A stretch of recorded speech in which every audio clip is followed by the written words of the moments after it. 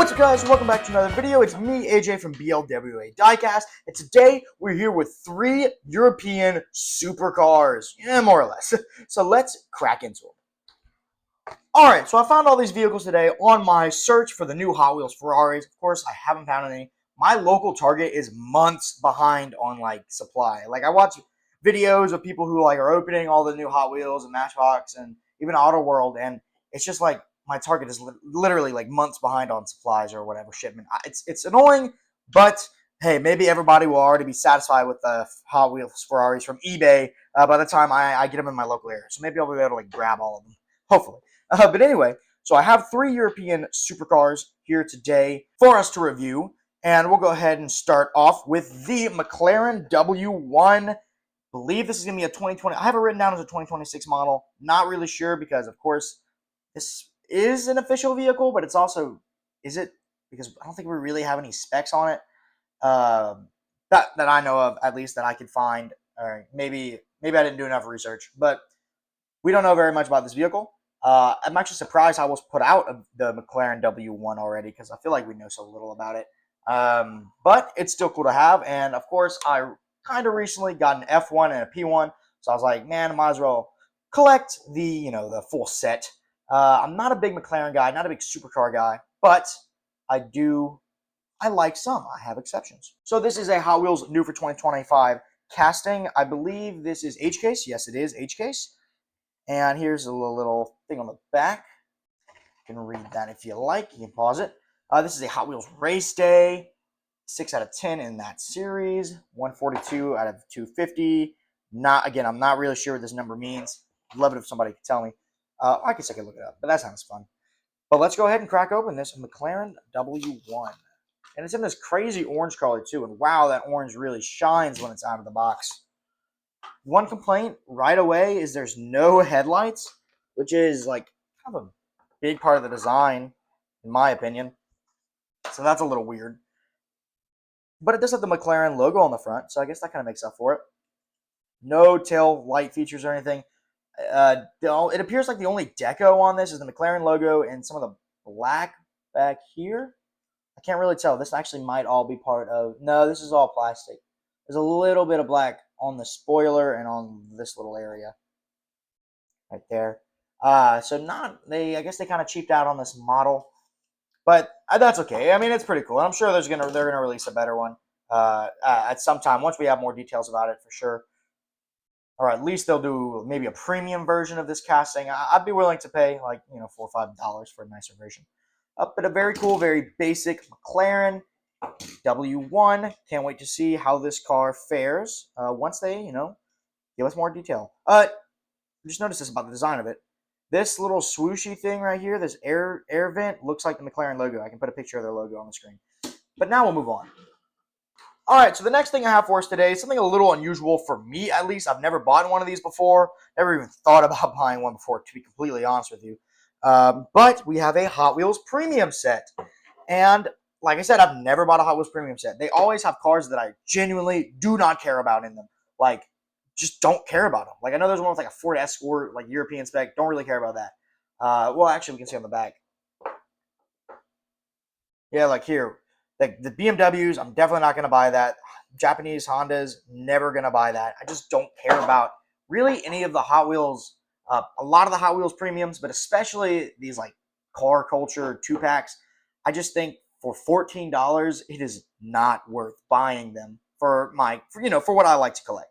But I picked this one up because of the 1986 Lamborghini Countach LP 5000 QV. But I know I gave the whole intro. That is not the one we're going to review first. We're going to look at this Lancia Stratos Zero 1970 concept car. So we'll go ahead and rip it open. I already kind of showed you the box. I really don't know what to look for on these boxes, and I'm definitely going to throw it away. I don't think it's worth keeping or anything. But what do y'all think about the Hot Wheels Car Culture 2-packs? Are they worth the $14 in your opinion? I think if you divide that by 2, that's that's $7 per car. And normal Hot Wheels premiums sell for $6 a car, $5 a car. So I think it's pretty weird that they sell it for that. But, it is what it is. It is what it is. All right, so here we have the Lancia Stratos Zero. Like I said, it's a concept car from 1970. Not really sure why they would include a Lancia concept car in this pack.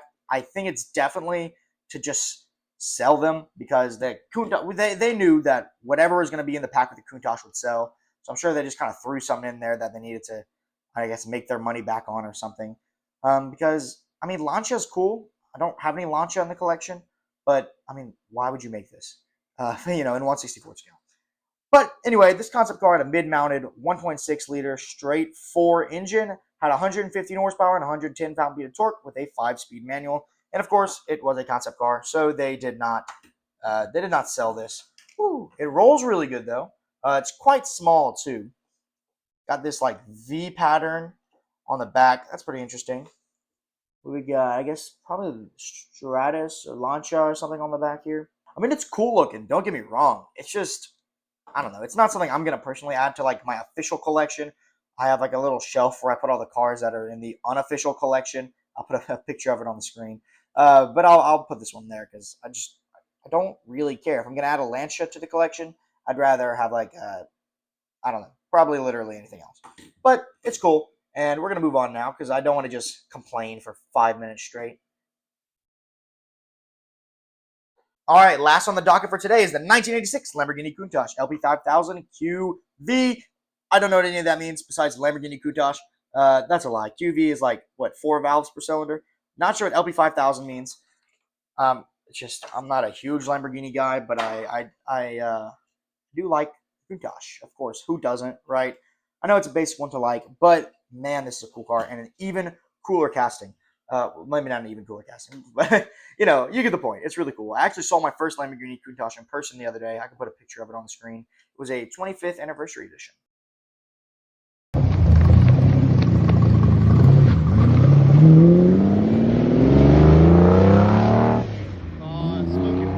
But this is a really nice red one.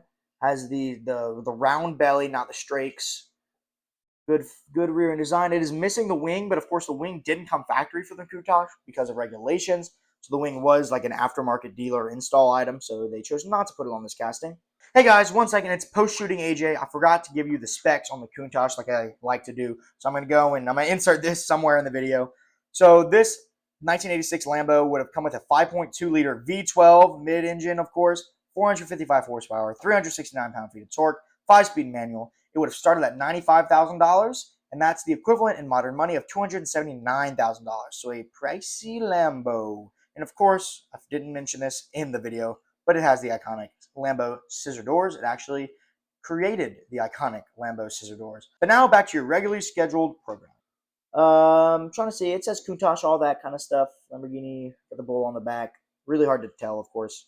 Really nice tires. Very rubbery tires. Rolls pretty darn good. It's pretty heavy. I mean, it's metal on metal. I think this Lancia was no, the Lancia is metal on plastic, but this is metal on metal, and it is a very, very good, high quality casting. And man, I cannot wait to display this. This is so cool. I don't have any 80s Lamborghinis. I think the only Lamborghinis I have are modern era, besides the LMO02. So this is really cool, really exciting. I'm not a big fan of these rim choices.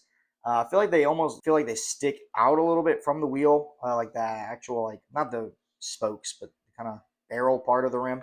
So I'm not a big fan of that. But this is just such a cool model, and it's a Countach. I mean, who doesn't love a Countach, right? I mean, you may not love it, but I mean, it's iconic. You if you're a car guy, you know a Countach when you see it, right?